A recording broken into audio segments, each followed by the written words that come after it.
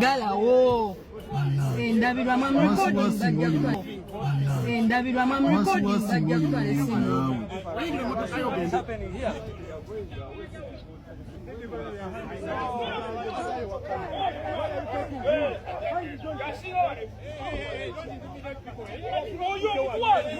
Alright, breaking news wetugerera sawa zineno omukulu His Excellency Robert Kyagulanyi ensonga zekalangala yandibanga ziyingiddemu omukulu Joel Ssenyonyi oluvannyuma lw'okubeera nga bamuma entry okutambulira ku ferry oba ebera ferry okubeera nga bamuga okubeera nga alemesebwa okubeera nga tambulira ku ferry kyembe okubeera nga waliwo abatuuze abagambye nti no bo balibedde okubeera nga bamuwa eryato lyabwe speedboat asobole okubeera nga atuuka ekalangala mu budde. His Excellency Robert Kyagulanyi bagambye mbuno eryato eriwali eryebusabala abadde okubeera nga kola ki gimu oba yagimuwa lino gimu kubanga mpulidde information tino yamaze okubeera nga esimbula ndoza tandikirawo mwe tugende n'ebyomu kalulu engeri biri kubeera nga bitambulamu omukulu amuganda wa Helen Nakimuli ali mu kuwangula oba nedda byonna mu maaso tubirina.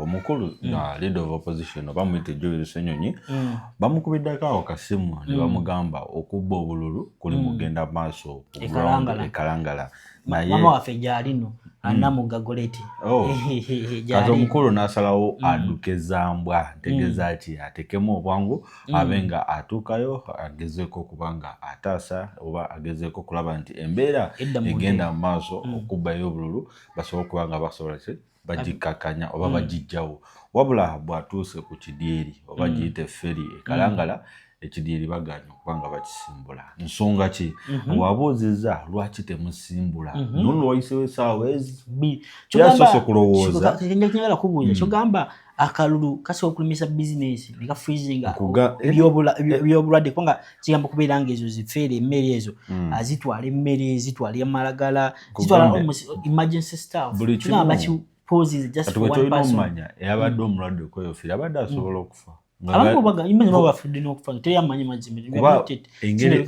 ebbanga lye bamaze nga basibye feri eyo saawa ezi yokudda mu senseze wamaze okuyitawo saawa 2 nalyoka n'agamba ekidyeri nga tekikola ki nga tekisimbula katolobozeza omugoba waayo kapiteni n'amugamba alinze agise alinze clarifications okuvawa mu office nambuza office ki ngomye itakola ki tadda mu kombe kyogamba waliwo jamu atera tekujjamu kulika amazzi kati kwegamba bintu bihaddawo batebiremu amatankane nga tebagala omukulu wa Joel Ssenyonyi atuuke ku ground alabe ekigenda mu maaso. Kati gwe olowooza Joel Ssenyonyi yandikoze eki abakubanga atuuse wali ekalangala kuba ndabyeko bantu bangi nnyo ba SG nga bayomba Honorable Goleti Hanamugana yabaddawo ng'ayomba ate ye amaama waffe omulala Honorable teacher Namboze naye abadde akikwasa amaanyi side zeeyo okubeerawo kwa leader of opposition kubadde kugenda kuweesa ekisookera ddala omukolo ekitiibwa n'okutiisa abandi badde bakola ki DPC gwe twalabye vidde mu masawo zonna tugenda kwina nga tuzi bakuleja kuba bamumanyi bulungi nnyo he's a brave leader of opposition and he's very fierce ekituufu akiyita kituufu ensonga ajogera nga bwekola ki nga bweri talumu teyeerumaaluma kituufu ekyo kyemumanyiko era ensonga lwaki ndowooza balabe nga bamulemesa okuba nti atuukayo ku ground bajja kuba kiringa okugamba nti ogenda kulwana na mulabewo ali mu kujja n'abasojja 10 ate owulira nti aleetawa 11 okola ki omuzibizi okola ki kutuukako kati tulabyeko Honorable Joel Ssenyonyi ng'aweebwa offers okuva mu bakulembeze b'enjawulo ne His Excellency Robert Kyagulanyi nga bwekugambye namuliddeko ng'agamba mbu aliwedde okubeera ng'awa Joel Ssenyonyi eryato lye speedboat kubanga mu speedboat okuva awo ndowooza ekatosi oba okuva ku mwalo mpaka ekalangala oyinza okumutwalira ddakiika nga 4 kubanga speedboat ogimanyi edduka naddala ya His Excellency Robert Kyagulanyi gye yagula very super fast kikinandikozesa ekigambo ekyo abatuuze b'ekalangala badde bakoze omulimu omulungi mulimu abasoose ne baleeta buno obwato bw'enkasi bwe bavubira badde bagala kutambulira ku nkasi kyogamba abatolamu omukulembeze wabula omukulembeze ye ndowooza atiddemu ngeri mubimanyi nti abantu abamu oba tewakulira ku mwala akantu akono katiisaamu kaba kalabika ngeri ate lisobola okubbira kati atiddemu n'agamba at least kakole ki kalinde mpaka essaawa yakakati wabula otegeddeko nti eryato liyinza okumutuukako eri very special either nga liva busaabala lisobola okubanga limugjawo limutwale ku ground obululujje bugenda ebiri mu kulonda okwekalangala tulabyeko DPC kuba abantu bageze okubeera nga recording ku polling stations ez'enjawulo. What are they trying to portray to Ugandans? Are they trying to show Ugandans babi ba kalulu omukulu ono ekifo kimu ekiti kibaletire okutabuka obwongo omukulu SG David Lewis Rubongoya agambye kano tekakyali kalulu.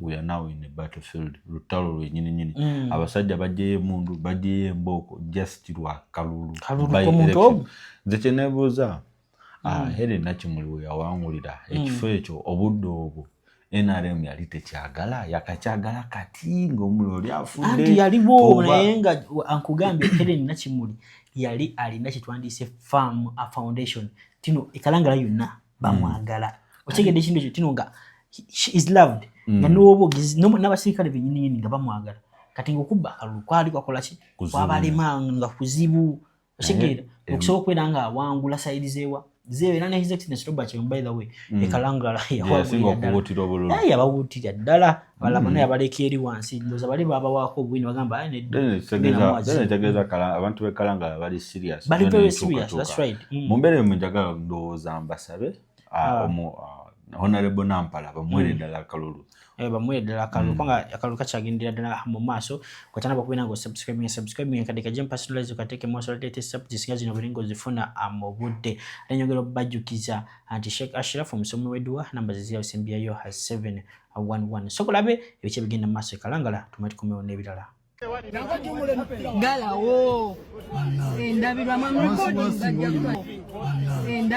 recording bajja kutwala essimu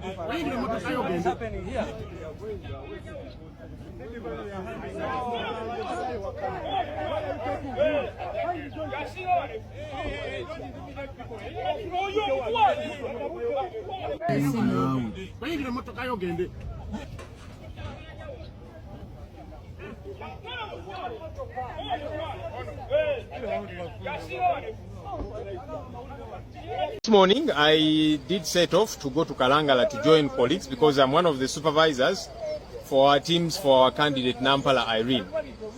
But the situation was abnormal as I could see it. Eventually, we got onto one of the ferries, but it did not move. We were on it for 2.5 hours, and eventually I learned that they got instructions not to move the ferry for as long as I am on it. Eventually, we got onto a second ferry, and that ferry moved. When it got midway, in the middle of the lake, we saw them begin to reverse. We asked what the problem is, and they said they got instructions to reverse. No explanation whatsoever. But what I have learned is they have told them for as long as I'm on any of these ferries, they should not move and proceed to Kalangala. It's very unfortunate. Of course, many people have been stuck since morning, some of those on board, others waiting outside. And so I realized they were all very stuck because of me. So I have said, now let me disembark now that they have gotten us back to the shore. Let me disembark so that people don't get frustrated because of me. You know, because these ferries are like a road that people use to move to and from Kalangala. Now if all of them are stuck because of one individual, it's not right. So let me disembark and return to Kampala. But this is very unfortunate. Even what we hear happening in Kalangala, many of our agents have been arrested. There is numberless cars moving around, and they are involved in ballot stuffing. Very unnecessary. Because if you're saying you are popular, let the people decide. Why do we have to get to this point? Very sad state of affairs.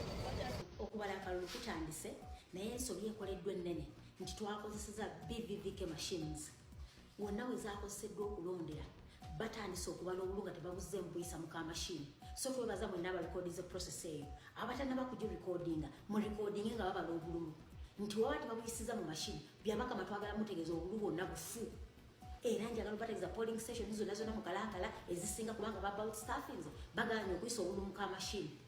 So I'm informing the country that on most of the polling stations these ballot papers have not been verified at the time of counting. They have not used the machines to scan the ballot papers. This means all those votes that have been counted are invalid. So mukulu yabaka matukutegeeza polling stations zonna ng'obululu tebusikaningiddwa tebuzze mu kuyitibwa mukamashini akabusikaninga kitegeeza zo zonna polling stations nfu. So olwokuba nti about staffings ekyo kibalemi naye recording zonna sebo tuzirina. So that means at the time of tallying ebyo byonna sebo bikomaawo.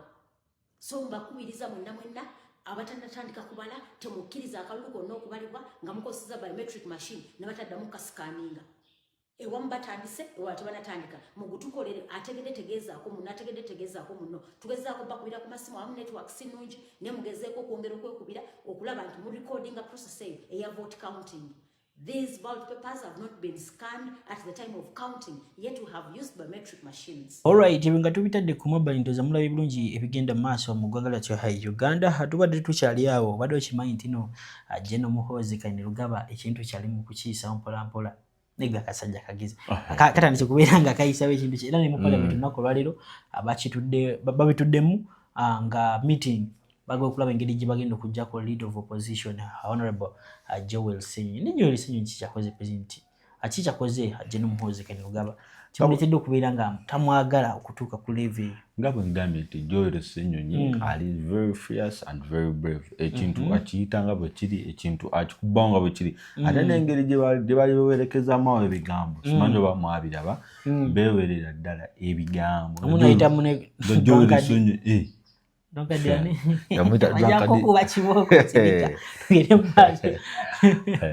naye nga kale mu mbeera eyo atanaba kuba ndowooza nga otwegatako ndowooza tekanakadde twegateko ng'osubscribinga akadde kakwatemu kajje personalized gatekemu olwo video giwe like ku speed etambule tuke ku buli kisi oba buli munankyukakyuka ali eyo wansi eyandeeta z'okumanako eno information tugezaako okubeera nga tubawa akasavu akanyama side ze kalangala twatuuseyo dda ne mu parliament nga mbagambye nti bano abasajja bali mu kubeera nga bayisawo ebyabwe andowooza tutandikire ku side y'omukulu General Muhoozi Kainerugaba kuyisawo ebibye.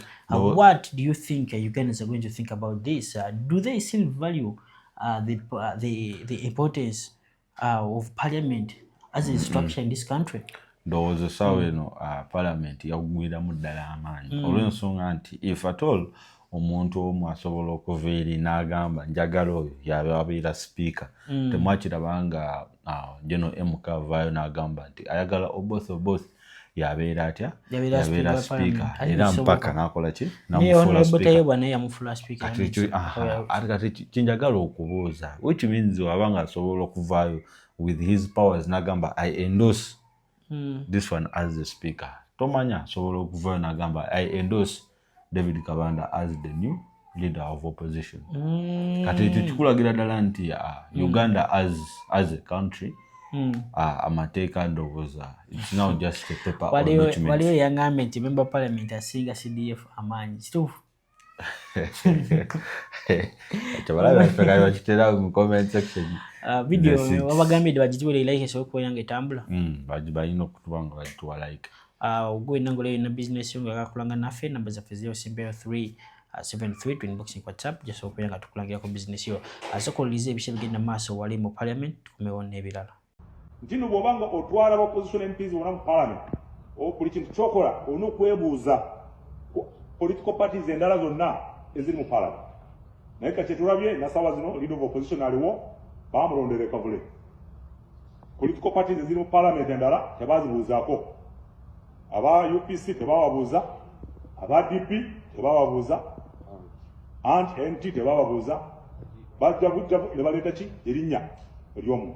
Kati fenga abantu abagala accountability mu parliament eno empya ey'12 saagala njogere 11 kubanga 11 yalina ebizibu byayo mu bimanyi nnyo eyo'12 eno parliament empya na mmere kyayita stock empya parliament empya twagala president nga bwe yagambye tewali okukola ki tewali kulambaala mu basooga bagamba tewali kulambaala tewali kubebaka olina okubeera ng'otunula ng'olinda wakame kubanga ababbi bangi kati tugamba ntino twagala office zonna tuziteekamu amaaso katutandise n'eno tugenda okukwata office endala so tugamba ntino eno office okugiwangawo waliwo ebintu bebaleeka mabega ngaba independent members of parliament kubanga bali mu opposition nabo tebali mu government era n'okutuula batuula eri mu opposition tebatuula ku side ya government. Twalabangako omuntu wa independent nga tudde ku side ya government,